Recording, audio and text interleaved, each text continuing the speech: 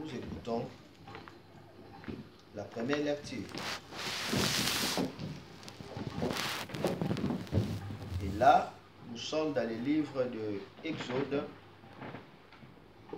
chapitre 2, le verset 24. Écoutez ce que l'Esprit nous dit. La Bible dit, Dieu entendit leur gémissement et se souvint de son alliance avec Abraham, Isaac et Jacob. Dieu regarda les enfants d'Israël, il en eut compassion. Amen. Amen. Donc Dieu se souvient, Dieu attendit d'abord leur gémissement. Et à cause des gémissements, Dieu commence à se souvenir de l'alliance qu'il avait fait avec Abraham, Isaac et Jacob. Et Dieu regarda, qu'est-ce que Dieu a senti? La compassion. Donc l'alliance, la compassion est venue lorsque le peuple d'Israël se mit à gémir. Veuillez vous asseoir s'il vous plaît. Ceci est très important et très vital de connaître le gémissement. Et c'est ce que nous allons parler aujourd'hui, cœur à cœur, face à face. Écoutez de tout cœur le message d'aujourd'hui et pratiquez-le.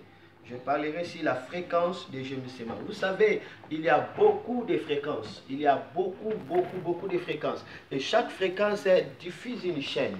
Si tu veux avoir RFI, il faut aller dans la fréquence de RFI. Si tu veux avoir Canal France, Canal+, tu ne peux pas aller dans la fréquence de CNM. Non, il faut localiser la bonne fréquence pour trouver aussi la bonne fréquence. Et aussi, il y a une fréquence de gémissement qui fera de sorte que le ciel soit ouvert pour vous, qui fera que la gloire de Dieu se révèle dans votre vie. Beaucoup de gens ignorent cette dimension de gémissement. Et aujourd'hui, surtout dans l'église d'aujourd'hui, où nous avons beaucoup d'enseignements, beaucoup de prédications, il y a certains enseignements qui viennent tout simplement par des recherches, d'autres même par des matières psychologiques, je ne sais pas quoi faire, mais peu de gens restent à l'écoute de Dieu pour que Dieu puisse leur donner la parole qu'il fallait. Moi, je crois que le message qu'on doit prêcher, ça ne sera pas de message qui vient de gauche à droite. Il faut que le Saint-Esprit parle. Il faut que le Saint-Esprit nous révèle. Et le gémissement, c'est quelque chose de très important. Souvent, aujourd'hui, lorsque quelqu'un est en train de gémir, on va lui dire que non, il manque la foi. La personne n'a pas de foi, c'est pourquoi vous voyez, elle est en train de pleurer. Elle est en train de faire quoi? De gémir. Pourquoi? Parce qu'elle manque la foi. Mais nous trouvons dans la Bible, dans l'Ancien Testament comme dans le Nouveau Testament, il y a des saints, il y a des croyants qui ont gémi. Amen. Alors qu'ils gémissaient, qu'ils pleuraient, et Dieu descendait et Dieu faisait des miracles. Amen. Amen. Le gémissement, nous devons les comprendre comme étant l'action de soupirer. Ça aussi, c'est le gémissement. Tu es en train de soupirer, tu es en train de ressentir une douleur dans laquelle tu t'engages pour trouver la solution. Ça aussi, c'est le gémissement. Cela veut dire que la personne a une passion très forte de trouver la solution. Et tant que cette solution n'arrive pas, la personne ne sera pas dans la paix. Ça, c'est le gémissement. Et le gémissement est très important, très fréquent et très puissant. Amen. Dans le gémissement, nous allons voir, la personne peut pleurer. La personne se sent mal à l'aise. La personne sent les douleurs. Et non les douleurs dans les cas des soucis. Non, la personne vraiment fait ressentir à Dieu ses douleurs. Fait ressentir à Dieu ce qu'il sent. La personne dit à Dieu, je ne peux pas, je ne peux pas supporter telle chose.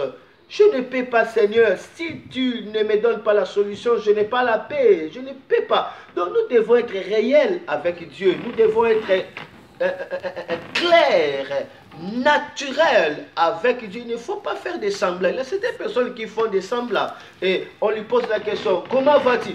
Regardez la personne qui est en train de souffrir, comment vas-tu? Tout va bien, je suis bien. Mais non. Pas tout va bien, tu n'es pas bien. Il faut dire des bonnes, il faut dire clairement que tu souffres. Comme ça, on pourra t'aider. Amen. Amen. Oui, tu dois dire que tout va bien à un païen.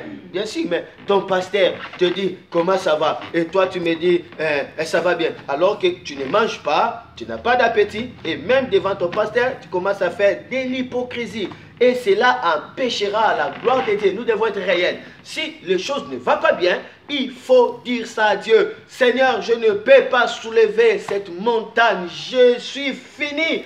Viens intervenir. Et souvent, lorsque nous exprimons à Dieu nos douleurs, réellement, l'Éternel aura pitié et l'Éternel va intervenir. Souvent, la réponse de Dieu tarde parce que nous disons à nous-mêmes, nous pouvons encore. Et lorsque nous disons, nous pouvons encore, et la grâce ne peut pas intervenir. La grâce agira. Lorsque tu dis que je ne peux pas, alors la grâce peut intervenir. Amen. C'est à ce moment-là que la grâce pourra intervenir. Alors, j'aimerais, maman Nadine, 10 minutes, et tu changes un peu comme ça pour que nous puissions bien travailler dans les cadres de nos amis qui pourront nous suivre à l'Internet, soit au Facebook. Gloire à Dieu. C'est si important. Nous devons savoir ceci, que la grâce interviendra lorsque l'homme dit « je ne peux pas ».